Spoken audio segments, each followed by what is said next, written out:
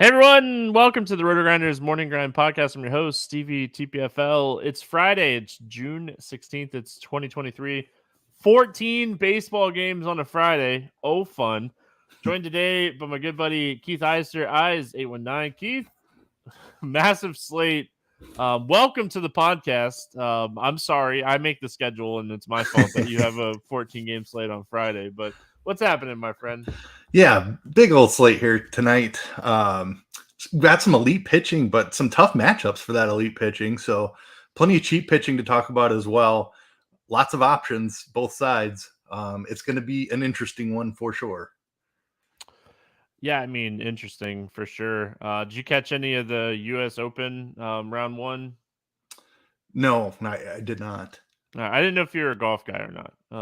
I followed it casually, but I did not see anything today. I follow majors, but I get a little excited when you see Ricky Fowler up at the top of the board. So I'll definitely be watching this one throughout the weekend. Spoiler alert. If you haven't watched it, Sunday. Yeah, listen, okay, let's just be honest for a second. It is a live sporting event. If you haven't watched it, it's your own fault. I mean, that's how I feel about sports, but we got a big slate. We're not gonna dilly-dally around too much here. What's up, YouTube? Hope everyone is having a fantastic Thursday night. What's up, podcast listeners? Hope you're having a fantastic Friday morning. Let's jump right in. We have a lot to talk about. This is going to be a long one, so we're going to get into it right directly. Miami at Washington, 8.5 total. In this one, the Marlins a 190 favorite. Sandy Alcantara going up against Trevor Williams. Any interest here in Alcantara? We just have not seen the same leash from Sandy Alcantara this year. He was routinely over 100 pitches going into the 8th and 9th. He did make it through 7 his last 2 times out, but under 90 pitches.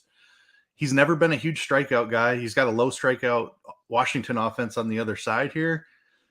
Big slate, lots of options. I don't know that the upside is here in this matchup, or just because Sandy hasn't been striking a ton of guys out and he's not throwing 110 pitches every time out now.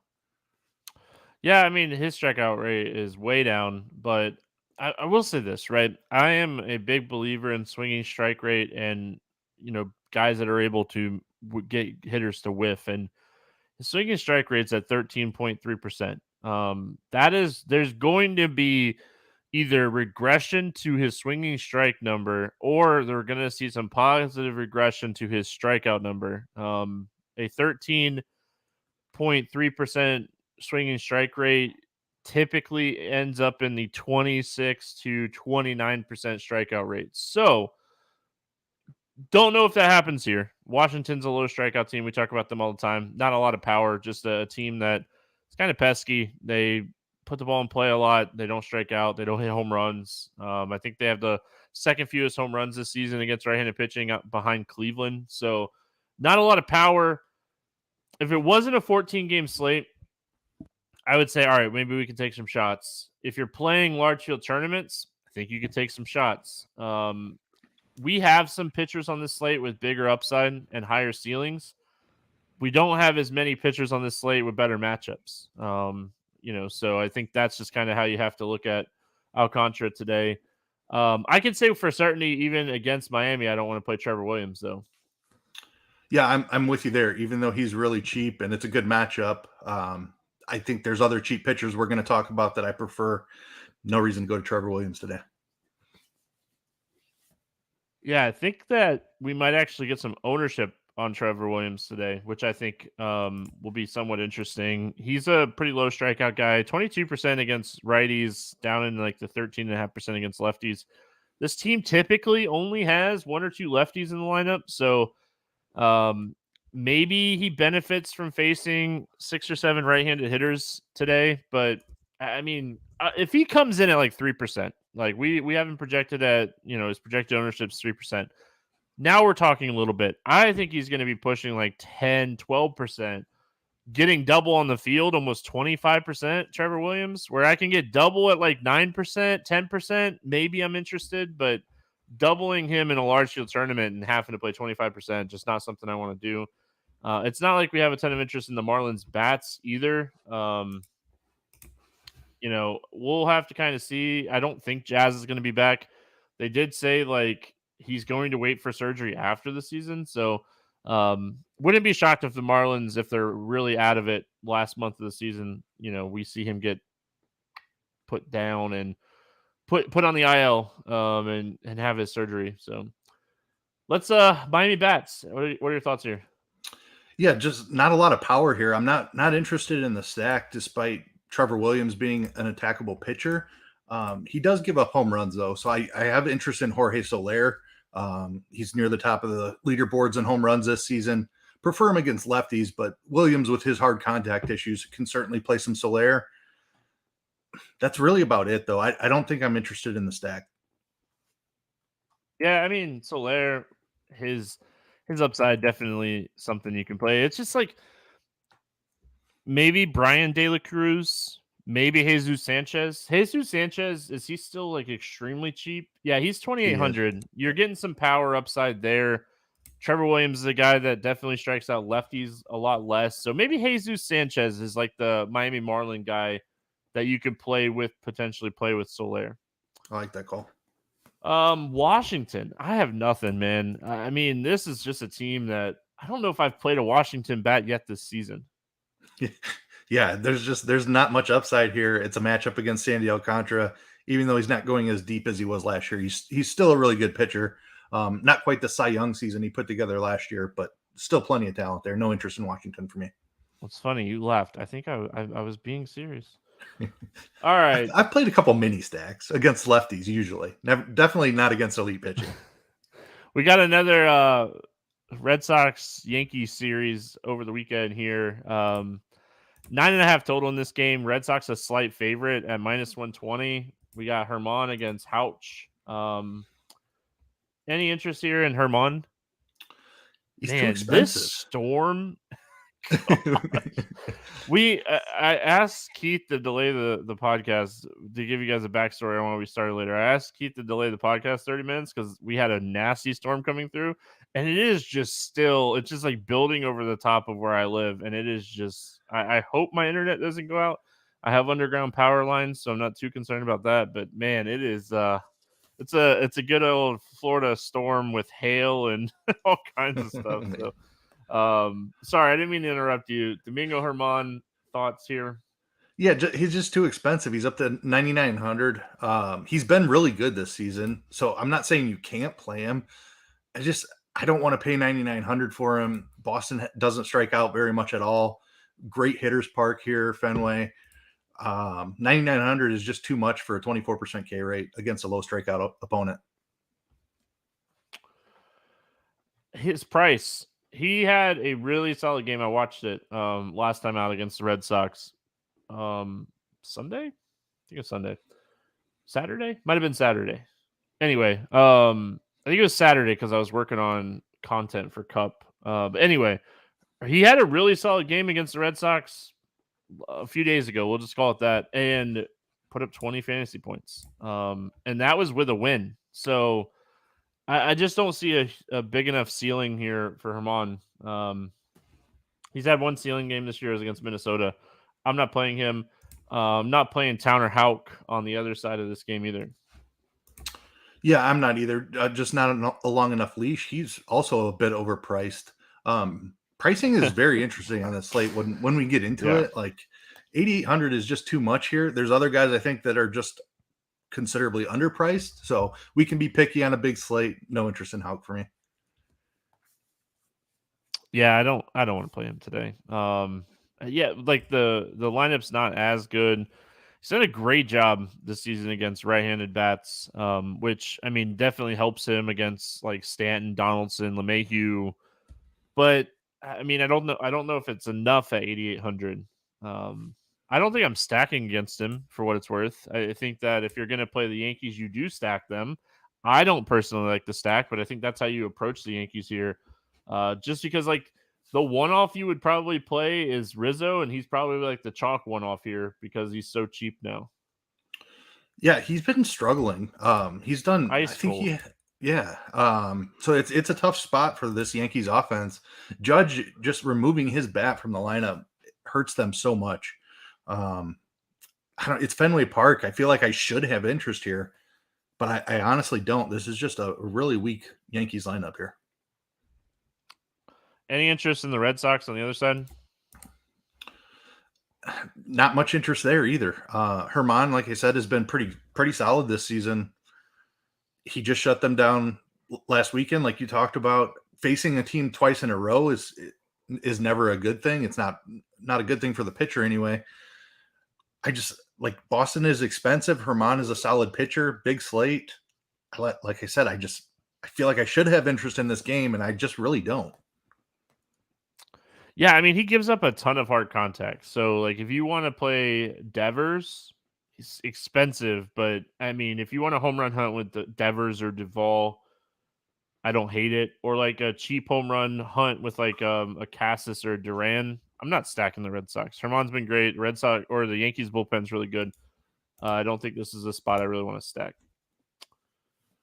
St. Louis at New York facing the Mets, 8.5 total in this game. We have a slight favorite to the Cardinals, minus 118. Mikolas against McGill. Any interest here in Miles Mikolas? I do not. A lot of these early games, like the pitching is pretty mediocre. I think a lot of the pitching on the slate is in the back half of games, so you might hear a lot of no's from me in the beginning, but fear not, we have pitching on this slate. Mikolas isn't the guy I want to target. Mets don't strike out a ton. Great ballpark for pitching, just not enough upside for 7,800. Low strikeout pitcher against the low strikeout team. 18.5% strikeout rate on the season for Miles Mikolas. The Mets are at 20.4% strikeout rate this season against right-handed pitching, which is, I think, bottom 4. So no interest for me here. And I'm with you. We have plenty of pitching. So I know we're kind of lukewarm so far, but plenty of guys that we're going to talk about. Taylor McGill on the other side of this game, just coming off of back-to-back really rocky starts, just hasn't shown. I mean, hasn't really shown the ability to throw the ball by anybody. 17.8% strikeout rate, almost a 12% walkout rate, 350 WOBA, 46.5% hard contact. Like, all of this is like recipe to stack. The Cardinals have been struggling, but I still don't think I could play McGill here. Yeah, no chance I'm playing McGill. He's been awful this year. There's not really any other way to say it. Looked like a solid pitcher with some potential last season. Hasn't been the same guy this year. He's walking way too many, not striking anybody out. No chance I'm playing him against the Cardinals. Yeah, if this game was in St. Louis, I think I'd have a lot of interest in the Cardinals stack. I still think they're super playable. I just don't like it as much because they're so expensive. Great spot. McGill's been struggling. Great spot against McGill. Terrible ballpark. Expensive pricing. We need ceiling. It's a 14-game slate. I don't think we can preach that enough. It's a ginormous slate. What are you doing? What do you like here, if anything, for the Cardinals? Yeah, just the ball being in Citi Field is tough. And the pricing on the Cardinals, I completely agree with you. McGill is a pitcher I would normally have a ton of interest in attacking. But like Goldschmidt's up near 6K, Arenado's over 5K. Gorman, I like as a one-off at 4,700, fills second base. You could even use him in a mini stack. I'm not getting to the stack just because of the overall pricing. Like to get Goldschmidt, Arenado, Gorman, I'd have to sacrifice quite a bit at pitching. There might be ways to do that today, but they just not going to have enough upside compared to some of the other stacks that we're going to talk about. Some cheap pieces. If you wanted to do a 3-man, I think like a Gorman, Donovan, Walker type of mini stack. Carlson has been okay here recently. He's 2,600. So I think a cheaper 3-man mini stack of the Cardinals is how I would play them. Walker, if he cracks the lineup, big free swinger against a guy that doesn't strike out a bunch of guys. I don't hate that. So you mentioned Carlson, DeJong, cheap bats. I don't hate. Mets side of this game, I mean, with Pete Alonso still like on the IL, I know he was fielding ground balls, but I mean, it sounds like it was going to be like 3 to 4 weeks. So I don't think it's anytime soon for him yet. But with him out, I mean, it's just so hard to play the Mets. I think my favorite play from the Mets would probably be Brendan Nimmo. But honestly, he hasn't even been running a lot this year. I think he only has like 3 stolen bases. So I'm probably staying away from the Mets. Yeah, I'm out on the Mets too. Just a tough ballpark. Michaelis is at least an average major league pitcher. Not somebody I like to play in DFS because he doesn't strike anybody out, but he does get ground balls. He has really great control. So not a stack spot for me. And don't even like trying to pick out home runs. I agree with you. Nimmo is my favorite Met if I had to pick one. It's not saying a lot. No. It really isn't. Just for everybody to know. Colorado at Atlanta. 10 total in this game. The Braves a 250 favorite. Schuster, Lamet facing off against each other for the second straight day. The Braves get a fantastic matchup. Any interest here in Dinelson Lamet? No, he's just walking way too many people. He doesn't have a long leash at all, and he's against one of the best offenses in baseball. No thanks. Listen, no is an understatement. Yeah. I mean, if he pitches well today, I'm just going to lose. Isn't that what Dan Bach used to say all the time? Yeah. I think that's what it was. I don't know. It's been so long. Schuster, 6,500. I think I have interest in him today. As bad as the Rockies have been against left-handed pitching, they're the worst team in baseball. They have a 61 WRC plus. 100 is average. They have a 61 WRC plus, striking out almost 27% of the time against left-handed pitching. Jared Schuster is a huge prospect that really just has kind of had some shaky starts here. Talk me off of it, Keith. I think it's just too cheap. He is cheap. It is a great matchup. His strikeout rate has been 13.8% and his walk rate has been 12.5%. That is not good. He is a good prospect and he has potential. I think I need to see it before to play him on a 14 game slate. You're taking a leap of faith, right? That and don't get me wrong, you're correct on Colorado. This is essentially a AAA lineup that he's going to be facing here, maybe slightly better.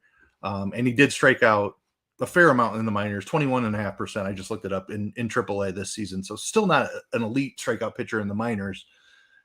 But Colorado's been so bad. The price is okay. I prefer another 6K pitcher that we're going to talk about. I like him too. I don't think you're crazy for wanting to play Schuster. It's hard to get it on board when we haven't seen it just yet. But great spot for him. If he's going to get it done, this is the spot. We saw it once, right? We saw him absolutely dominate Seattle one time. He showed us the ceiling is there. You mentioned his lower. I mean, it's probably average, below average, AAA strikeout rate. He's not a huge velocity guy. He really kind of relies on a changeup mix where, that's where he does his damage against teams and does really well against teams. So, looking at the Rockies against changeups, they really struggle. I mean, it just couldn't get better of a matchup here for Schuster. Yeah, his strikeout rate's low. Okay, he faces a team that just strikes out a ton. So, I mean, 6,500 in Atlanta is kind of scary because the weather. I mean, it's hot Atlanta now. But I like the price. This is tournaments. I don't play cash games. He's probably in one of my 3 entry max builds today. I think there's some bats. Let's just be honest. There's some bats today. We're going to talk about the Braves here in a second. They're really expensive. We're going to have another 6K guy that we like. I'm on the same guy. I have a feeling we're going to be on the same guy. I hope we're on the same guy. So I'll probably play one of him, one of Rich Hill, and then probably have a lineup where I pay up a little bit for both pitchers. So I think bats are going to be important on this slate. Pitching is important on this slate. But yeah, I mean, I think Schuster's in a good spot. Rockies bats, I got nothing. With Crone out and Blackman out and Bryan out, this lineup is just really bad. And that's kind of why I have the interest in a guy like Schuster today. Yeah, this Rockies lineup is so bad. That's why I'm not trying to talk you off of Schuster. There's just who are you afraid of in this lineup? Their best hitter is probably McMahon. He's lefty-lefty. Jones has been good since he's come up. He's lefty-lefty. Schuster's not he's not getting beat up despite walking too many guys and not striking out very many. He's still not getting beat up. He's allowing less than 1 home run per 9. There's not enough upside for Colorado here. I got nothing. I mean, listen, I've been playing Nolan Jones a ton, but I'm not playing him lefty-lefty. So Atlanta's one of the top stacks on the slate, if not the top stack on the slate. Fantastic matchup against Lamet. He's awful. He walked a ton of guys. Yeah, I mean, this is a spot. Colorado's a bottom 5 bullpen. There's like no reason outside of ownership not to have interest in Atlanta today. Yeah, they're one of the top stacks without a doubt. Like Olson is in a fantastic spot. He's priced for it. He's 6,300, which is a big price tag to see on Matt Olson. But Lamet has struggled with lefty power his entire career. He walks too many guys, so it's likely he has runners on base in front of him. Love Matt Olson, probably my favorite hitter on the entire slate. Michael Harris has been crushing the ball lately. Eddie Rosario has had a nice season. Those are just some of the other lefties. Obviously, the righties like Acuna, Riley, you can play Murphy against anybody. Albies is not somebody I meant to leave out. Another lefty with some pop. Atlanta's in a great spot here. Yeah, I mean, I like 1 through 9. Yep. 1 through 9. All right, Toronto at Texas. Gausman and Perez facing off against each other here. 8.5 total. Blue Jays 136 favorite. It's kind of moved a little bit. Gausman's 11-2. He's coming off a really poor start against Minnesota. I'm willing to overlook that and just say, you know what? He's been so good this year. Texas' offense has been really good this year. Yeah, he's one of the top arms on the slate until further notice. The strikeouts are there. The swinging strike stuff is there. There's no reason, I think, not to have interest in him here. Yeah, I mean, the only thing that gives you pause is the price tag and the matchup against Texas. Texas, yep. We're a third of the way, almost a third of the way into the season now. Like Gausman has been incredible. Texas has been really good as an offense as well. I think we have to start taking them seriously. But like Gausman can win in any matchup. We saw Ohtani struggle a little bit against Texas last night. It's like, this is what I was talking about off the top. Like every ace in like the 10K, 11K range has things that you can like pick apart where it's not the best spot in the world for them. That said, I think Gausman, even though he's the most expensive, he's still my favorite of the range. It is not a guaranteed smash spot though against Texas. That's all I'm saying. Like they've been a really solid offense, but Gausman has probably been the best pitcher in the American League. Yeah, I mean, he's having a fantastic year. Bad starts are going to happen. Potentially lower ownership here because of who he's facing. So Perez on the other side of this game, tough matchup. Tough matchup on paper, right? The Blue Jays should be a tough team against left-handed pitching, but I mean, they've had a really low strikeout rate this season. They have the fewest home runs in baseball against left-handed pitching this season. It's a very interesting stat, and I think we'll see some positive regression here, but like Vlad's not hitting lefties for any power. It's like he has like a 27 ISO against left-handed pitching this season. So it's just Springer's under like 150. Lot of struggle power-wise. They're not striking out, and Perez is not a big strikeout guy anyway. No interest for me in Martin Perez today. Yeah, none for me either. I agree with you. Like Texas or Toronto is not as good against lefties for whatever reason, which is weird because of the amount of right-handed power bats in their lineup. But I'm still not playing Perez. Just not enough strikeout upside here. Toronto bats. What are your thoughts? I mean, they're expensive, first of all, and then everything you just said about them struggling against lefties. Vlad just has his power overall has been down this season, especially against lefties. You can still play him. Martin Perez is not like a great pitcher by any means. He's beatable, but I prefer like Bichette and Springer to Guerrero. Even Matt Chapman I would throw in there. Their pricing is a little cheaper than usual. Like there's nobody near 6K. It's Bichette at 5,200 and then Guerrero at 5,100. Everybody else is below 5K. So Springer's price is attractive. He's good against lefties. Chapman at 4,300. It's probably a power spot for me more than it is a stack though. Yeah, I mean, I think you could stack them. Their numbers are extremely interesting overall. Yeah, I mean, I have ton of interest in this stack as like a potential lower owned stack, but again, like their numbers are scary. Perez is not a guy that typically goes out and gives up, 3 or 4 home runs in a start. He has done it plenty of times throughout his career, but this lineup has so much power and so much ceiling that it's just like, it's eventually going to click one of these days. And why not against Martin Perez is in my head, but Texas, I think Texas is too expensive for the matchup today. Yeah, I'm not trying to pick on Gaussman on a 14-game slate. Yeah. Let's move on. LA Angels at Kansas City. Sandoval and Singer facing off against each other here. 9.5 total. The Angels are 158 favorites. Thoughts here on Sandoval? The strikeouts have disappeared. It's a really good matchup. He's cheap enough, but the strikeouts are a concern. He is way down from where he was at last year, 16.9% on the season. I want to like him in this spot. I like first glance, I look at the matchup against Kansas City and I look at the price. I'm like, yeah, we can play this guy. And then you look at kind of his underlying stats and it's like, man, he's taken a step backwards this year. I don't hate it. Rich Hill, we're going to get to. I think he's in a fantastic spot. You nailed that one. I don't know that I need Sandoval today. If Rich Hill gets popular, then maybe he's a decent pivot for just a couple hundred more. But man, the strikeouts have not been there so far this season. Yeah, I mean, don't hate the matchup overall.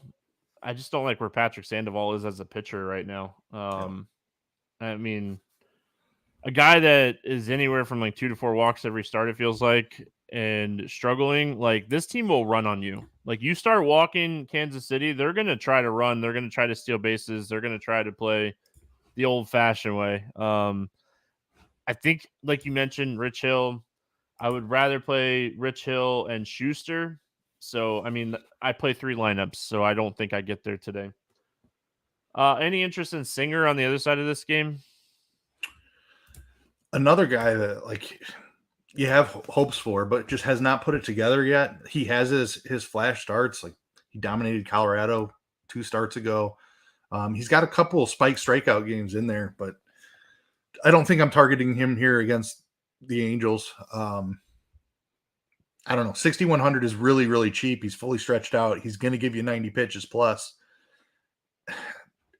Again, like it depends on what ownership is and if I need pivots in this range. Him and Schuster would be an interesting conversation for me. I know Rich Hill's ahead, but if I was picking Singer and Schuster, that would be an interesting decision. Angel side, Drury, again, banged up.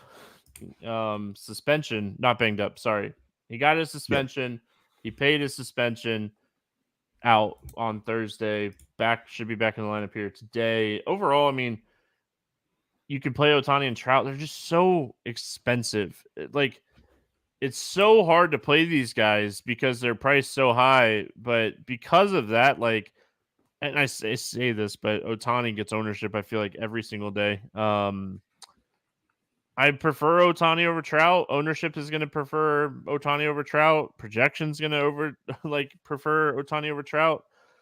It's so hard to play the Angels studs because, I mean, if you're stacking this team, you're giving up 12,000 on 2 hitters. Yeah. Yeah. Like the pricing, and it's just the way the nature of their lineup. Like they have 2 outstanding hitters. They set up their secondary or even tertiary pieces set up way better against left-handed pitching. So I always prefer them against lefties. Worth noting, Rendon, I don't know if you saw it in the game on Wednesday night, Thursday night. Rendon like bunted his last 2 at-bats. He got hit in the hand and then he bunted. So Drury was suspended, obviously, and then Urshela left the game early. Rendon stayed in the game, but he was very clearly compromised. So I wouldn't be surprised if we don't see Rendon here today, which is just making it even harder to stack this team. Like it's Ohtani as a one-off pretty much is all I'm interested in here. Like I'm not necessarily afraid of Singer, and the rest of the Angels are really cheap. maybe you find a 3-man with Moniak and Dice or something like that. But I just don't love the full stack. Kansas City. Any interest here in the Royals? I mean, if I knew Sal Perez was healthy, I would have interest there. He hasn't been. He hasn't been all season, really. So, like, there's some cheap pitch Wednesday, right? Like in his yes, hand. yep. And he's been dealing with something else all season. I forget what it is off the top of my head right now, but it's just he hasn't been right all year. Now he got hit by a pitch, and hand injuries. Trying to swing a bat is never fun. I think there's some cheap pieces you can target here, but I certainly don't love a full stack. Olivares is somebody I always like to play against lefties. Michael Garcia is fine. Like it'd be a lineup you're paying up for pitching and then trying to fit an expensive stack in, and you're using a couple Royals pieces as value. Don't ever hate Witt. He's up to 21 stolen bases on the year. He's going to be a stolen base threat in this matchup. He's been really good here in the Cincinnati series, so we'll see if he can keep it rolling. All right, moving on. Pittsburgh at Milwaukee. Let's talk about it. Rich Hill against Julio Teheran. 88. No, this total got taken down. There's no total in this game. When I looked at it earlier, it was 8.5, but it got taken down. All right, let's talk Rich Hill on the road. They pushed him back a day to give him an extra day, or just to face a division team here. Thoughts on Rich Hill at 6,700 going up against Milwaukee? Never did I think I would be talking about Rich Hill as the best value play on a 14-game slate in the year 2023, but here we are. He's 6,700. He's had a fantastic leash here recently. Been over 90 pitches in 4 straight. He threw 119 pitches his last time out. Probably why they pushed him back, which was a smart move. Like if he was on a normal 4-day rest, coming off 119 pitches at 40 whatever years old he is, I would be pretty concerned. But because he's gotten that extra rest, he has as good of a matchup as you can ask for. You talked about Colorado and how they're the worst team in baseball against lefties. Milwaukee is right there with them. They have actually struck out more than Colorado. And Rich Hill has put together a surprisingly solid season. He's still slightly below average with the strikeouts, 21.5%, but solid enough for a fully stretched out pitcher at 6,700 with one of the best matchups you can ask for a left-handed starter. So I'm fully on board with Rich Hill on this. I hope that he doesn't get too much ownership. There's plenty of pitching to pay up for on this slate that hopefully keeps his ownership in check, but I don't think he's going to be sneaky on this slate. I'll say that. But I don't think he gets into that like 20% range either. Yeah, I mean, I think it's a fantastic spot, unfortunately. It's insane, right? Yeah. Yeah, they're the highest strikeout team in baseball against left-handed pitching this season. The only reason they're not the lowest WRC plus, because it's 77, is because Colorado has been absolutely atrocious. So, yeah, I mean, Rich Hill. Here we go. Rich Hill, baby. Julio Teheran on the other side of this game has found life. I mean, what year is this, Stevie? Dude, I don't know. I can tell you one thing. I'm not stacking against him. I don't know if I play him at this price point, but I think he's at least earned the respect for me not to stack against him here. Rich Hill, or not Rich Hill, Julio Teheran, what are your thoughts? I mean, he's 8,300, so there's no chance that we're playing him. Last time I was on the pod with you, we talked about Chase Anderson. Like, these guys are just finding a way to induce soft contact. His xFIP is 448. His ERA is like under 2. He should not be getting the results that he is, but there is skill in inducing soft contact, and these guys have resurrected their career figuring out ways to do that. I'm with you. I don't think I'm stacking against him. There's also no chance I'm playing him. What's funny is Brent in YouTube chat, he said, this game is must watch TV tomorrow night. Life of a DFS player. I mean, Milwaukee with Teheran and Hill on the mound. Why else would you be watching this game if you're not a fan? Even if you're a fan, why are you watching this game? Yeah, I mean, I can't do it. Again, I can't do it because of the price. I like what he's done. I like what he's doing with what he's doing here, but yeah, I mean, I can't do it the price. I still don't think he has like this huge ceiling, but Julio Teheran was a guy that was really good. You know, I don't think he's turned back the clock by any means, and all the statistics I've looked at, he's just changed what he was doing. And it's working. And I mean, Milwaukee does this, right? This is a guy that has gone from like a 12 to 15% walk rate down to like a 3% walk rate. You know, he's in the top 2% in the league looking at his numbers here as far as, you know, what he's doing. And he's accepting the fact that his fastball was atrocious and he's just adapted this sinker and it's working. He's just not generating a lot of strikeouts. So, yeah. Thoughts here on the Pittsburgh Bats? Any interest? I really don't like. I'm not saying Tehran is good now, but he's good enough to where I don't necessarily want to stack against him. The walk rate, like you mentioned, has been completely fixed. I do think you can chase a home run against him, but I'm probably not trying to. I don't think there's enough upside here for Pittsburgh being an average offense. Tehran doing what he's doing with a soft contact point. I will say lefty power has been his bugaboo his entire career. Sawinski has amazing power from the left side. He's 3,600. One of my favorite cheap bats to try to find a home run with. But Pittsburgh, not a stack for me. I do love Sawinski. Don't love spending up on Reynolds and trying to find the home run that way. Give me somebody cheap. It's Sawinski. Like that call. Again, I'm going to keep preaching that Marcano is someone that I don't mind playing. He's, you know, stolen base upside type of guy. So don't hate him in the spot. The Brewers, one of the reasons that we have so much interest in Rich Hill is this team has just been so bad against left-handed pitching. Is there anybody that you'd play here for Milwaukee? There really isn't. Like their pricing is up. Like Owen Miller is $4,200. That's just ridiculous. Adames at $4,500. You can play him if you want as a one-off. Hill will give up a home run or two on occasion. William Contreras has been their standout guy against lefties, but he's $4,900. I don't know that I want to pay that much. Really no interest. I don't think I'm even trying to pick on Hill, which, like you said, is part of the reason that we want to play him. They don't line up that well against lefties. They've showed it all season long. All right. Moving on. Detroit at Minnesota. Probably the most tilting game from Thursday night for me. Man, what was Sonny Gray doing? Anyway, we get to go back to the well here. Joe Ryan going up against, it sounds like it's going to be Tyler Alexander pitching for Detroit. I don't have any interest in Alexander. Do you? No, he's not stretched out. I think he threw 51 pitches in his last outing. Right. Yeah, no thanks. This is more, I feel like it's going to be like a bullpen type of game for Detroit. I don't think he goes more than like 4 innings. Yeah.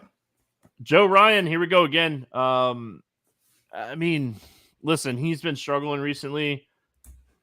All it takes is a matchup against Detroit to get right. Detroit has been hitting the ball over the last few days, but man, I can't. I have to play some Joe Ryan today. I do too, and it's burned me over the last couple of starts because this is a pitcher that I really believe in. When he came out of the gates with back-to-back 10 strikeout games, I thought, okay, here we go. He's figured it out. He's taken that leap into like the top tier of pitching in MLB. He ditched his changeup for a splitter that was really working for him in the beginning of the season. The strikeouts have kind of disappeared down the stretch here, but it's a matchup for a right-handed pitcher against Detroit. They're better than they were last year, but they're still not good against righties. Fantastic matchup for Joe Ryan here. 10-6 is a lot to ask for a guy who has cleared 4 strikeouts once in his last 4 starts, but I think he gets back on track here. I'm going to be loading up on some Ryan.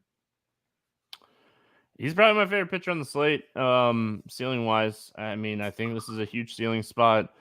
I like McClanahan. I like Zach Gallen. We're going to talk about those guys. If I'm comparing like Ryan, McClanahan, Gaussman, Ryan's going to be my favorite. So, I mean, here we go again. Detroit has been a team that has been very frustrating, I feel like, but I mean, I like this spot a lot. So, all right. Detroit Bats, I got nothing, man. I am just gonna full on sell out here on Ryan. We know that Riley Green not traveling with the team. Meadows is still out. Like, I mean, this lineup's just not really good. No, it's not. That's why we love Ryan in this spot. 14 game slate. Even for value, I think there are better spots than trying to pick on Ryan. Minnesota, I don't hate it, man. I hope Gary Sanchez is back in the lineup. He wasn't in the lineup yesterday. This would be a good spot to play him at. He's on San Diego now. I know. What am I thinking? Sorry. Reverted back to last year for a second. I was very excited about playing him, okay?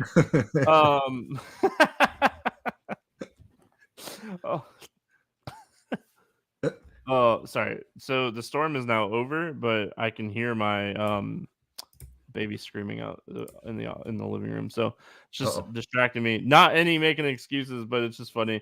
I mean, I like Minnesota a lot. Obviously, Buxton Correa would be my two favorite hitters. I think you can get some value here with a guy like Royce Lewis. Depending on who catches, whether it be Jeffers or Vasquez, I would hope it'd be Vasquez. What are your thoughts on Minnesota? Yeah, great spot for Minnesota. Alexander's been solid out of the bullpen this season, and he's pitched like long relief, so I don't think it's that different going like a 3 or 4 inning start versus pitching 2 or 3 innings out of the bullpen. The only concern I have for Minnesota here is pinch hit risk. We've seen them. Why am I losing it? Solano homered on Thursday night, and then they pinch hit for him. I think we could see that type of situation here again. So I'm extremely interested in any lefties that start against Alexander because I don't think he's going to be out there for much more than 3 or 4 innings. You're getting at least 2 at-bats against the bullpen, which presumably would be a right-hander following Alexander. So if we get like a Kepler in the lineup to start or a Julian, I absolutely love them, even though it's going to be lefty-lefty for the first at-bat or two. Gallo would be ideal if he's in the lineup just because he can get a hold of one even against a lefty. Then you get him like criminally underowned for the rest of the game against a right-handed heavy bullpen.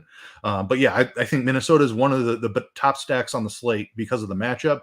I do have concerns about pinch hit risk. So righties hitting near the top of the order, like I bet Solano leads off again. I think his pinch hit number in the bat on Thursday night was 60%. So it's going to be like, just keep that in mind. They're cheap enough you can still play them, but you might only get 2 at-bats out of them. All right, Cincinnati at Houston, 8.5 total in this game. Astros a 200 favorite. Abbott going up against France. Any interest here in Andrew Abbott? Oh man, in a different matchup, definitely. I know Houston is depleted. Alvarez out of this lineup is a huge deal. They still line up okay against lefties because they have platoon. Abreu's finally starting to hit. Good for him. McCormick has been really solid against lefties. They just set up better against lefties. They don't strike out a ton still, even though they're missing a couple of really low strikeout bats. Huge slate. I don't think it's the spot for Abbott, unfortunately. I believe in the talent. He's had trouble with the walks, and now he gets a bad matchup against Houston. I probably leave him on the shelf today, but you could talk me into a share or two. For what it's worth, I mean, I ran some Mackenzie Gore yesterday against the same Houston team. His strikeout rate, I think, is a little bit bigger. His strikeout ceiling is a little bit bigger than Abbott. But Bregman's been really struggling with lefties this year, and kind of looking at some of the advanced stats, like the bottom half of the lineup is kind of a boom bust type of approach right now. So I don't think I'd play Andrew Abbott in this spot just because there's some really good pitchers on this slate. And I mean, obviously a guy with a 0 ERA, the numbers are going to regress. The walks have to come down if this guy is going to keep going. But I mean, Cincinnati calling up their young talent. I love it. Yep. JP France, other side, different slate. Maybe I get to JP France. 20.6% strikeout. He's a guy that doesn't walk people, gives up a ton of power to righties, which might actually burn him in this spot because Cincinnati lineup, because of some injuries, they're going to have quite a bit of righties in this lineup. So McLean's a righty, India's a righty, Steer's a righty. I assume Fairchild starts. He's another righty. So I think the lineup actually burns France in this matchup. No interest for me in him today. Yeah, me either. Like this Cincinnati lineup is loaded with young talent. Like they're not going to be fun to try to pick on. Like their overall numbers still might not be great, but man, it's scary anytime you're trying to pick on them. France just doesn't. I don't think he's like Abbott. I think is a long-term above average strikeout pitcher. I'm not sure France is that. He's going to be sitting more around league average, I think. So I don't love the upside for France. I'm leaving him on the shelf today also. Bats in this game. De La Cruz is now, I feel like, getting to that point where you like really have to think about playing him. He's 5,100 now. His stolen base upside, his power combo, his power, like jack in the bag type of upside, gives him the ceiling to be potentially worth this price point. On the road, I think helps most teams because you're getting that extra at bat, but I would much rather play him at home. And Dylan Cease has turned back the clock and has 8 strikeouts through 4.5. Like, what is going on? Anyway, what are your thoughts here on Cincinnati? Yeah, the De La Cruz price, just to speak to that, this is the price he should be, but it's also going to be a very volatile thing. Like he has immense upside in any matchup, but he's also going to strike out and go for 4 a lot. That's just the type of hitter he is. He's a boomer bust type of hitter. So like you said, now you actually have to think about it. I still do like the Cincinnati stack, even though they're no longer a value stack and they are away from their home park. Both of those are negative things. They're still in play for me because this is a super talented lineup, in my opinion. Like De La Cruz is amazing. McLean has had a ton of success since coming up. Friedel the price is coming up. You can still play him if he's at the top of the order. Like they're not going to be among my top 5 stacks, but they're in the conversation today. I think they're stackable. I wish they were a little bit cheaper.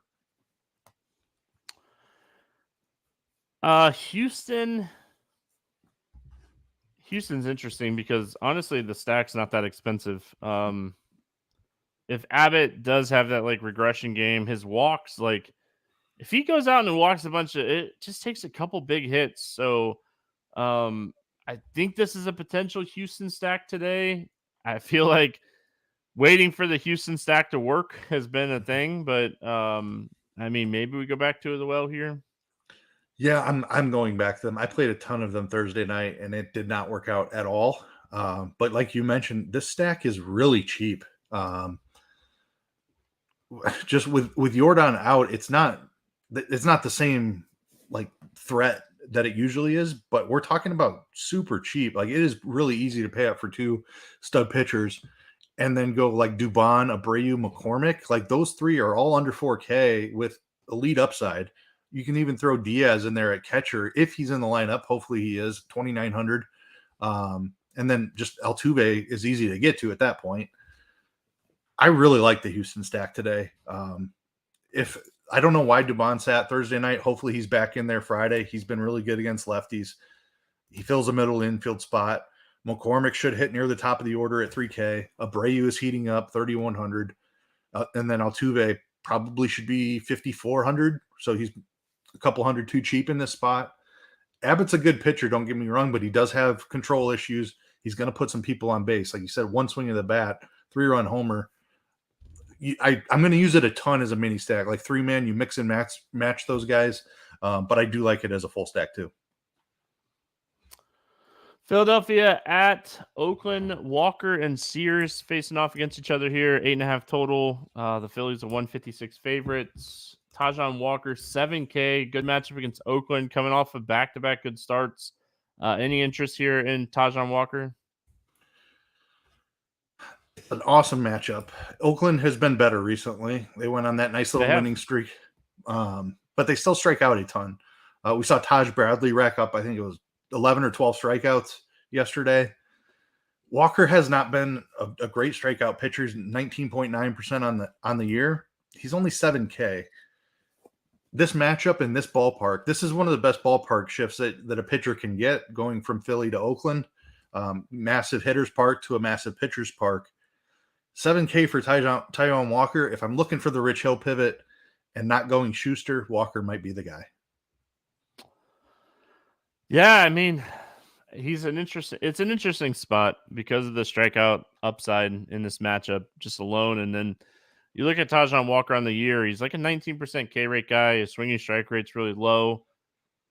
It's so tough for me to have interest in him because of Oakland being better and like him just having two really good strikeout like games in a row, and like the numbers just don't support him being like a huge strikeout guy. But facing Oakland, he can go out and get 5 or 6 strikeouts, throw enough where he puts up 23 to 25 points and pays off the price tag. But it's not my favorite, not my least favorite.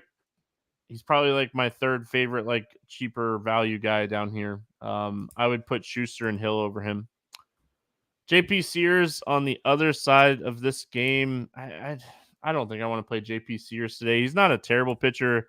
This lineup is definitely better against right-handed pitching than they are against left-handed pitching.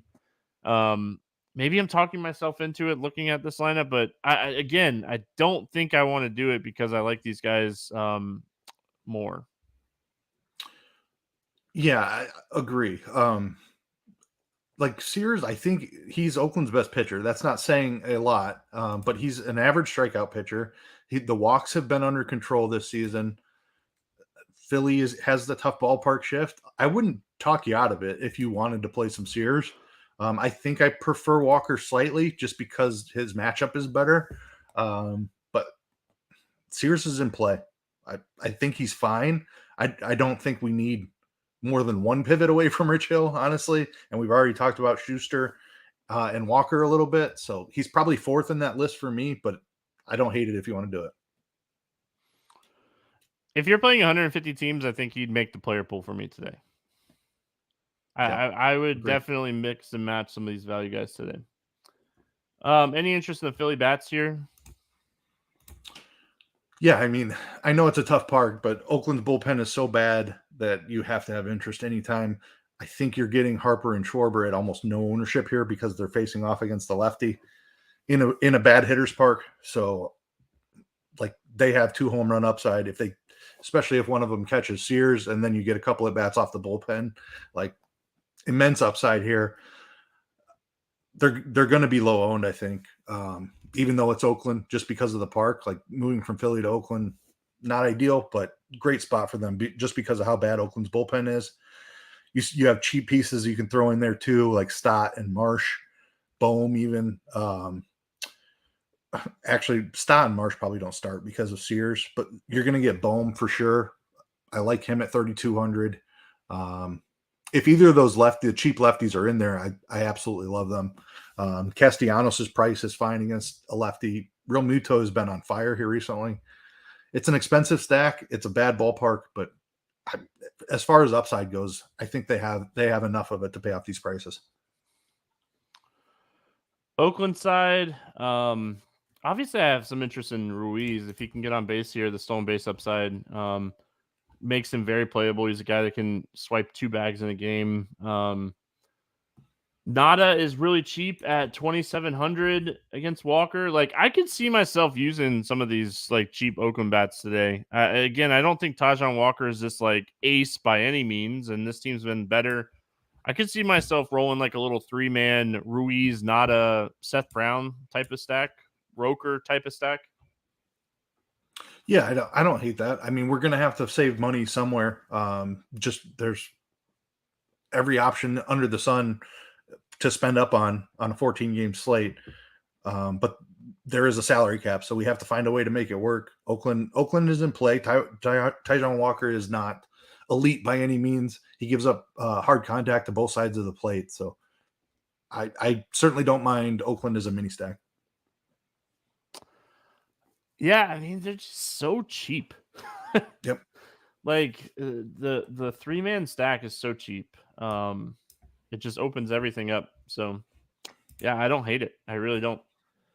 All right, Tampa Bay at San Diego. This game's fantastic if you like good pitching. 7.5 total. Pick 'em. Raise a slight favorite at -115. McClanahan against Darvish. Let's talk McClanahan first. Well, first of all, he's back. And he looked pretty solid here. His pitch count's up. What are your thoughts here on Shane McClanahan? Yeah, the price tag is the first thing that jumps out. $11K is a big price for a guy who probably isn't throwing 100 pitches. You're getting 85 to 95 more than likely, but they're also careful with him once he gets over 90. That's pretty much it, and sometimes it's even before that. The strikeouts are down slightly from last year. He's 27.8% this year compared to he was over 30% last year. He's still one of the best strikeout pitchers in baseball. The swinging strike stuff has always been outstanding. The matchup against San Diego is not ideal, but they do swing and miss quite a bit. They strike out plenty. I think he's in play. I think I prefer Gallen and Gaussman over him and Joe Ryan as well. So I think he comes with fairly low ownership. It's going to be like large field tournament for me. And it's going to be ownership based too. I'm assuming that people are scared of the matchup and he comes in low owned. I'm a little scared of the matchup as well. I don't think he's my favorite in the top end. Like I said, there's kind of something you can pick on all these guys in the high end of pitching today. And it's no different for McClanahan. Don't love the matchup. Yeah, I mean, the ceiling is massive because of how good he is.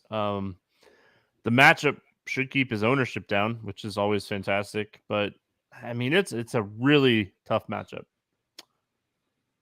I'm on the fence. I don't think he makes the cut for me today. I mean, I already said it. I like Ryan a lot. I like Zach Gallen a lot. We'll talk about him here in a minute. But I just don't know if McClanahan makes the cut for me today. I'm not playing any hitters against him, but I'm not. Right. I don't think I'm pitching him. Darvish is 8,100, facing the best team in baseball. I mean, by every statistic, this has been the best offense in baseball this season. He's cheap at 8,100. It seems he's cheap at 8,100, but man, I can't tell you how many times, if any times this year, I've played a pitcher against the Rays. It is a brutal matchup, but price for upside, I think Darvish has to be in the conversation for everybody on the slate. Don't disagree with that. He's like a 9,500 pitcher on a normal day. The fact that he's 8,100 and he has double-digit upside, Tampa Bay will still strike out a little bit. It's a very high-risk, high-reward spot. He could absolutely get blown up here. It is nice. Like San Diego's still a pretty decent pitcher's park, not quite as good as Tampa Bay. And Tampa Bay's put up the numbers they have playing half their games in that park. So still not a great spot for Darvish by any means, but I think we're getting $1,000 discount here. It's going to depend on ownership for me on how much of him I'm playing. He's definitely in my pool. I just can't pass on 10 strikeout upside at 8,100. Even if I think he gets blown up half the time, I'm still going to play him today. Yeah, I mean, I hear your thoughts, and I don't think I could disagree with anything that you said. In a 3-incher max, I probably don't get to him today. And I mean, that's the type of contest that I play. If you're playing a 20-incher max or 150 entries, like he's too cheap for his ceiling. He could go out and have a stellar game. He's pitched way better this season at home too, for what it's worth. So I mean, take that for an account. Petco is it still Petco? Yep, I think so. Yeah. Any interest in the Tampa Bats here? No, absolutely not. Just one more note. Like Darvish is going to be entirely ownership. If he's popular today, I have no problem fading him. If he's low owned because people are afraid of the matchup, I'm comfortable going double the field on him. I'm not playing Tampa Bats against him. I know he can give up some home runs. Tampa's expensive though, rightfully so. They're, like you said, they're the best offense in baseball. It's hard to figure out who to stack on this team. Darvish is still a well above average pitcher. No Tampa for me today. Any interest in the San Diego Bats? No, sir. Another expensive team against an elite pitcher. This is one of the spots I wish we had like more dynamic pricing in the industry where like they would just price Tatis at 3,500 and say, hey, now you have something to think about. You have to make a decision. Yeah. But at 6,500 against one of the better pitchers in baseball, No way, man. No chance. All right, Cleveland at Arizona. Gallen and McKenzie facing off against each other in this one. Another 7.5 total. Diamondbacks and 140 favorites. Any interest here in Tristan McKenzie? I can't do it. I've not pitched anyone against Arizona all season long, and I think that's going to continue. McKenzie has shown elite strikeout stuff since missing the first part of the season. He's over like 35%, I want to say. He's only made 2 starts, but he's 35.7%. He's got great stuff. Arizona has just been a pesky offense. They walk, they don't strike out. They've been just really solid. In a different matchup, I would have a ton of interest in Tristan McKenzie at 8,600. I'm just not trying to pick on Arizona on a massive slate. I think if you were talking about if Darvish gets really popular and you want to pivot, McKenzie has a huge ceiling. There you go. Tough matchup, right? I don't disagree with anything you said about the matchup. Tough matchup. Arizona is a tough team to beat, especially for right-handed pitching.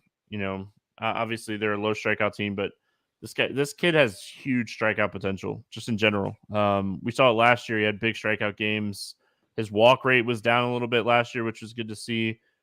He's a hard contact guy, and I don't know if that's necessarily what you want in Arizona against Arizona. So I think he's a really interesting pivot if Darvish gets popular.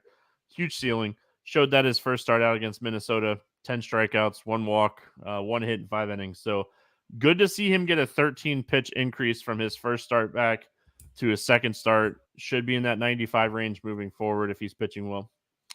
His swinging strike rate is insane, and it's only 2 starts. But he had a big swinging strike rate last year too. Yeah, so that's what I was not too gonna say. crazy. He broke out last year, and I do believe in that breakout. Like there's really good things coming from this guy. I just don't think it's the right spot or the right slate. Yeah, I mean, price wise, it might be the right price to take shots on a guy that's not going to be played. But I mean, I love the pitcher on the other side of this game. Zach Gallen is a guy that I really like. Cleveland is a really bad offense. I played them quite a bit yesterday's slate, talked about them in that matchup, but I think this is a great spot for Zach Gallen. And again, just looking at pricing, I would rank him ahead of Gausman and McClanahan. I don't know if I'd rank him ahead of Joe Ryan, though. Yeah, I think cash games are going to start with Joe Ryan versus Zach Gallen. And which do you prefer? If Gallen wouldn't have just had a dud against Detroit, I think it would lean in Gallen's favor. Cleveland being low strikeout, maybe people talk themselves into Ryan. I think I slightly prefer Gallen. Dude was having just a fantastic season until this recent hiccup here against Detroit. It was a matchup that everybody was on him. He was massively owned, and he just got blown up. It happens to everybody, even the best pitchers. The strikeouts have been up. He's up to 27% on the year. He was even higher than that earlier, so they have come down a little bit. But yeah, Cleveland is not an offense I'm scared of. They don't have any power. Gallen can overcome the high contact because of his outstanding stuff. So 10-2 feels like he's a little underpriced, where most of the like Gausman and McClanahan feel like they're a couple hundred overpriced. I would say Gallen feels a couple hundred underpriced. I think I don't know. I still haven't figured out Ryan versus Gallen. They're the top 2 pitchers point per dollar on the slate, I would say, with Rich Hill being in that mix as well, just because he's so cheap. But yeah, Gallen is in a fantastic spot. I'm not worried about the blow up against Detroit. He should be fine here. Oh man. Any interest in the Cleveland Bats? No chance. All right. Yeah, I mean that's where I'm at too. Any interest in the Arizona Bats? I mean, gosh. I will say McKenzie's an extreme fly ball guy.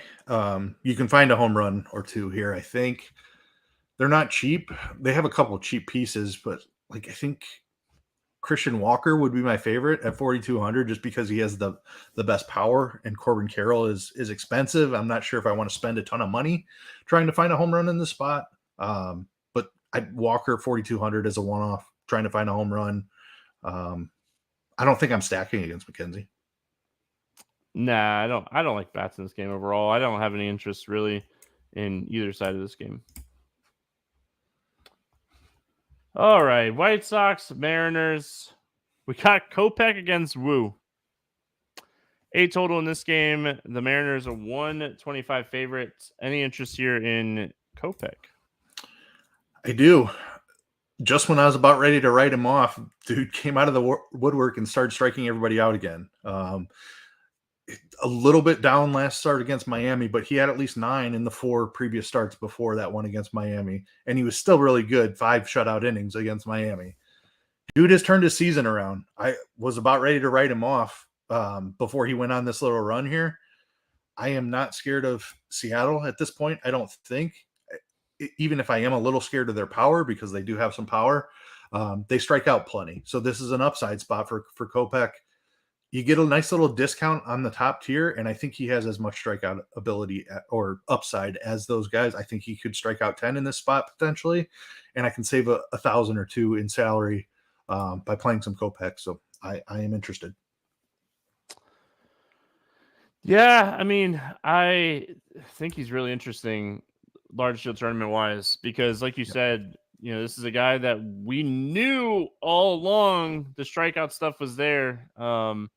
Just kind of put it together. He's had some good matchups. Not saying that this is a bad matchup. There's plenty of strikeouts in the Seattle lineup. So probably gives up a home run or 2. You're just hoping he counters that with like 8 to 10 strikeouts, I think is what you'd be looking at here for him. Brian Wu on the other side of this game, pretty big prospect in the Mariners organization. I mean, I'm shocked this guy's pitching in the bigs already, but here he is. I mean, this is a guy that was drafted, what, a year ago, 2 years ago, max? Like, everything I ever read about this guy is this is a guy that we were going to be talking about next year or the year after. But, hey, he's here. 81 pitches last time out. I mean, I don't know if I trust it. I don't know what to think. I don't know what to do with Wu. I'm with you. The price is at a point. It's so intriguing. It is, because he has massive stuff. Even his strikeouts, like the swing and miss stuff, has translated. He's over 33% in his 2 starts. The leash was up to 81 pitches his last time out against the Angels. It's not like he's had easy matchups either with racking up those 33% strikeouts. He's faced Texas and the Angels. I think he's in play. I don't know how much we need it because of how good of a spot Rich Hill is in. I'm with you. I don't know what to do with him. I don't think he's going to catch ownership on this slate. If I can get 90 pitches out of him in this start, could he strike out 8 or 9 White Sox? I think he could, which, I mean, I think that means he has to be in your pool. What's even crazier, I was just reading more about him. Like, what's even crazier is, like, he's coming back from, like, Tommy John in 2022. Like, what he's done incredible so far is impressive. I had to laugh at Derek's comment in the YouTube chat. That is top level commenting right there. Wu's nickname should be Nature Boy. Oh man. I don't know. Listen, I want to know the ownership. If he's going to be a guy that's not highly owned, I'm not going to sit here and tell you not to play him. You know, that Texas start, I don't even know if he started that game, but he threw 2 innings in that game, 47 pitches. His BABIP was through the roof. Like, he had a massive BABIP in that game. You want to guess? You want to just wild guess? I mean, 7 hits in 2 innings. It's got to be 500. 778. Yeah. In that game. So, yeah, I mean, looking at the numbers against the Angels in that start, he pitched really well. Got in trouble a little bit, and that's why he didn't finish that inning, but got in a little trouble. But yeah, man, here we go. We'll see how it works out. But again, I don't think this is a spot I would talk you off of, depending on ownership. White Sox bats. Listen, I said it in chat earlier, but Jake Berger's good, man. This guy does not get enough credit. He really doesn't. What are your thoughts on the White Sox bats here? Yeah, I mean, I'm a fan of Wu and his stuff, but he's very raw as a prospect. He's probably not quite He's ready. not supposed to be in the bigs yet. Right. So you can certainly stack against them, even with a White Sox offense that has just underperformed for a year and a half now. Very much in play. They're cheap. Love the burger call. Dude swings at everything, and he has big time power. It's a fun guy to follow for sure. Rooting for him. Vaughn has power at 2,900. Benintendi is really cheap at 2,800. He hasn't shown any power this year, but he should hit near the top of the order. Even Jimenez and Robert are a little bit underpriced for their potential. This White Sox stack is cheap. I will play both sides of this game. I wasn't certain about Wu, but I think I talked myself into it. Yeah, give me both sides. A White Sox stack and at least one lineup with Wu. He's too cheap. Yeah. I mean, he's just too cheap. Seattle bats. Any interest in the Seattle bats here? You can always look for home runs against Kopech. He's been good enough recently. I don't know that I'm full stacking here. But it's like Suarez for a home run at 3,600. I'm on board with that. Julio and Kelnick certainly on board there. I probably don't even play him as a mini stack. It'd just be a one-off home run that I'm looking for. I think the stack is viable. Kopech does have these games where he comes out and he's just awful, where he struggles with command. I wouldn't even say awful. He just comes out and he has games where he really struggles with command. We've seen him walk 5-6 guys at times this year. So I really think, like, if you wanted to stack against him, don't be afraid to do it. Especially like the more lineups you get, the more I think it'd be interesting as well, because he does have these starts where he just comes out of nowhere and he just pitches terrible. Especially if he's going to get some ownership today too. Anyway, Giants Dodgers. We finish it out with this game. No total in this one. It sounds like Matt Andriese is going to pitch. And then we got an opener situation with Manaea behind the opener on the Giants side of things. But I looked multiple places and I could not find like a real answer on like who was going to pitch for the Dodgers in this game. So I'm very hesitant to say who we're going to get here. Because, I mean, Andriese, he's not going to, like, even if he does pitch, he's not a guy that we're going to play, right, at 4K? So I saw that name too, and I looked into him. Where has he been for, like, the last few years? He was in Japan last year, pitching as a reliever, though. This year, he has been fully stretched out as a starter. He threw 101 pitches in his last AAA start. So we have a fully stretched out starting pitcher here against the high strikeout Giants at 4K. I don't know. If we wouldn't have just fallen in love with Wu, I think I was going to say you can play him just because he lets you do other things that you could not do by playing any other pitcher on the slate. 4K is cheaper than most hitters. Does anybody... I'm just okay. To just get really sidetracked for just a second, because we're way long in this podcast anyway. Does anybody ever, when you hear Woo, just think woo Kenny Woo, Mighty Ducks? That's where my head goes. It doesn't go to Ric Flair. It goes to Anyway, it needs to be a high pitch Woo to go to Ric Flair. Yeah, but when Derek typed that in chat, I literally it was funny. It was really good. Well done. I don't know if I could do it, man. I don't know if I can play Matt Andriese. Just a little to expand on his AAA season a little bit. He's at 17% strikeouts in AAA. He has been elite with walks at 5%. I don't think I'm doing it, but I am intrigued. If I didn't have Rich Hill or Wu or some of the other cheap pitch, like there's enough cheap pitching, I don't think you have to do it. But it is intriguing just because of the type of stacks that you can get. Like you could premium stack Atlanta with elite one-offs and another like elite starting pitcher. You can't do that type of lineup build with any other pitcher. Even going up to Rich Hill at 6,700, that's 2,700 in salary you're saving by dropping down to Andriese. Like you would need Hill to fail pretty much, I think, for this type of build to work. But it is intriguing just because it's the only way to do it. We're not playing Sean Manaea. I'm not playing Sean Manaea. Not in this reliever situation. Giants bats. Any interest in the Giants bats? Yeah, I mean, we're talking about a guy who has been in Japan. He's been all over the place. He's a journeyman. That's what he is. So there's no guarantee he's going to have any success in this game whatsoever. I don't love stacking Giants. They just platoon and pinch hit too much. I don't love their pricing either. Like Peterson's priced up now a little bit to 4,600. Conforto's no longer in the 3Ks. He's 4,200.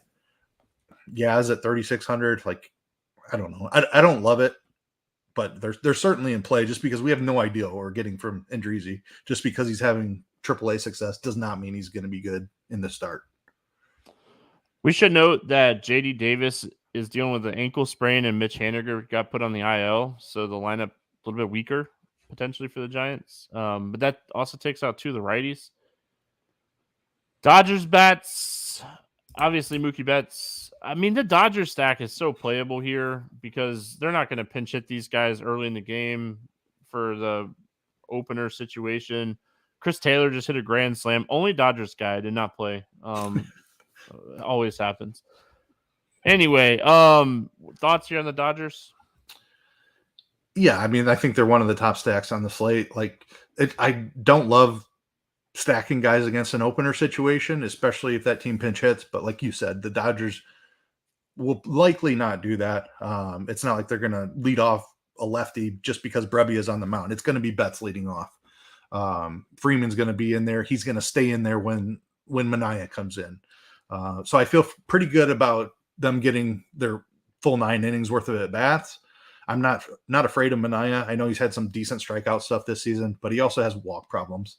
Dodger stack, they're expensive to pay up for the premium guys, but you also have guys like Taylor, guys like Hayward, Peralta, who are really cheap that help make it work. So Dodgers are in the conversation for one of the top stacks, I think. All right, let's play the morning grind game and get out of here. We spent so much time on the slate. Hopefully everyone enjoyed. I enjoyed. It's a really good slate. It's huge slate. It's still a really good slate. All right, we got favorite under 8K to get 6 or more strikeouts. Who do you got? I'm taking the easy one. This is an awesome spot for Rich Hill. Milwaukee struck out more than anyone in baseball against lefties. He's 6,700. I'm going to take Schuster. Those are our 2 favorite value plays, it sounds like, for sure. Over 8K to score under 15. Who's your bust today? Domingo Germán. He's been really good, but he's going into Fenway facing a low strikeout Boston team. I like it. I don't want to say him. Give me Tanner Houck against the Yankees. I'll stay in that same game. I was going to say Darvish, but I feel like that's kind of cheating because he's too cheap. But over 4K to hit a home run. Who's going yard today? Give me Jorge Soler. I don't think anybody's playing him. He's in the first game of the night. Trevor Williams has a home run problem, and it's to both sides of the plate. He does struggle more against lefties, but Soler has as much power as anyone. I like it. Trying to avoid Braves. I have a ton of interest in the Braves. Give me JD Martinez. He slowed down a little bit, but I like JD Martinez. Under 4K to get 2 hits. Who do you got cheap bat-wise? Give me Chas McCormick. I'm going to be playing quite a bit of Houston, I think. Hopefully he's up near the top of the order again. It did not work out for me Thursday night, but I'm running it back. Talented pitcher on the other side, but they stack up well against lefties. And Abbott has had his struggles with walks. I'm going to go Eddie Rosario. He's been like a 2-hit or 0-hit type of guy, it seems like. So to get the 2-hit answer, I like it. Stack to score 6 or more runs today. Who do you got? Give me Houston. They're cheap. I'm going to use a ton of them, especially as mini stacks. I like them as a full stack as well, but they're just too cheap today. I'm not going to say Atlanta. Not going to say the Dodgers. Give me the Minnesota Twins. Really like them as a lower potential own stack today. Tyler Alexander is a guy that's not great. I don't even expect him to pitch too deep into this game. So a lot of bullpen here. Give me the Minnesota Twins. Keith, any final thoughts before we get out of here? Don't have anything else. Big old slate. Should be a lot of fun. That's going to wrap it up here for Friday. Hope everyone has a fantastic weekend. If you're a father, happy Father's Day. Hope you enjoy your weekend. I'm going to enjoy my weekend. I'm off. I'm out. I am turning off my my devices. If you try to contact me, I'll answer you on Monday. That's it. Have a fantastic weekend, everybody. We'll be back Monday. We'll see you then.